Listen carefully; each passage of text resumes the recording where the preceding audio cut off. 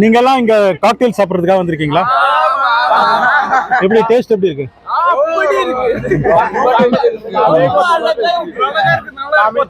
சரி, தமிழ்ல எந்த ஆக்டர் பிடிக்கும்? தமிழ்ல எந்த ஆக்டர் பிடிக்கும்?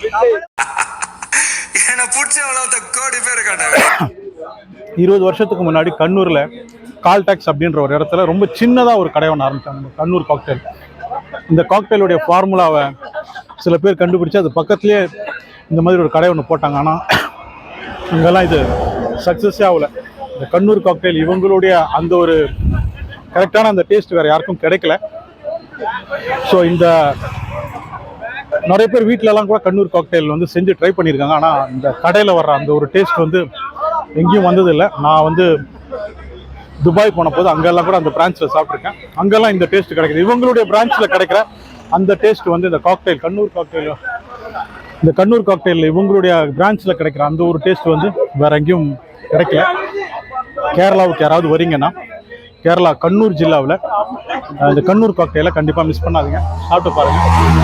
ஒரு காக்டெயிலுடைய ரேட் எவ்வளோ அப்படின்னா, ஒரு ஜூஸுடைய ஒரு காக்டெயிலுடைய விலை வந்து 70 rupees.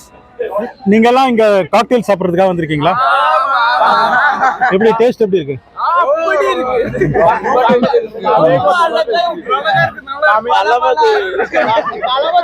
தளபதி. ஓகே, இங்கேயும் தளபதி ஃபேன்ஸ் தான் அதிகமாக இருக்காங்க. இதுதான் கண்ணூர் காக்டெயில். கண்ணூர் ஜில்லாவுக்கு வந்தீங்கன்னா வந்து சாப்பிட்டு பாருங்க. பசங்களுக்கு கொஞ்சம் கொஞ்சம் தமிழ் தெரியும், அதுவும் விஜய் படம் பார்த்து தெரியும் அப்படின்னு நினைக்கிறேன்.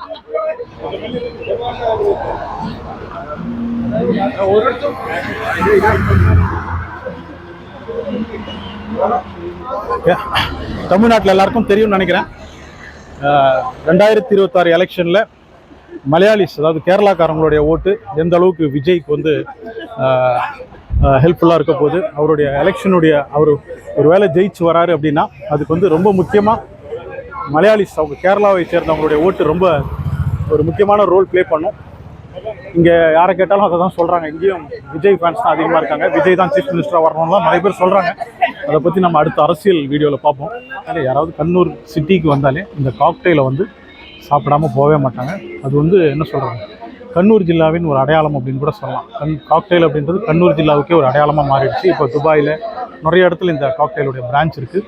இதுவே 3வது பிரான்ச் தான். நான் அதோட மெயின் பிரான்ச் வேறு இடத்துல இருக்குது, நாங்கள் போல். நான் இங்கே 3வது பிரான்ச்சுக்கு தான் வந்திருக்கேன். எந்த அளவுக்கு கூட்டம் நிற்குது பாருங்கள்.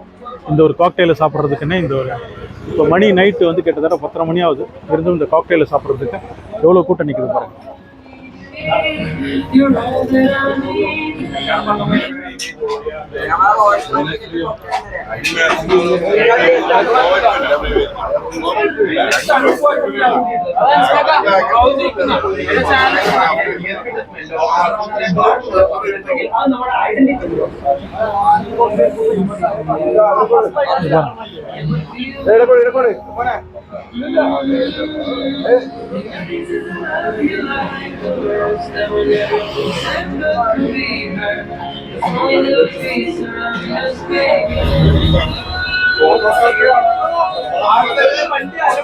முக்கியமான வேலை அரசியல் தான் அப்படின்னாலும் அப்பப்போ இந்த மாதிரி வெளியில் வரும்போது வீடியோஸ் பண்ணுறது உண்டு.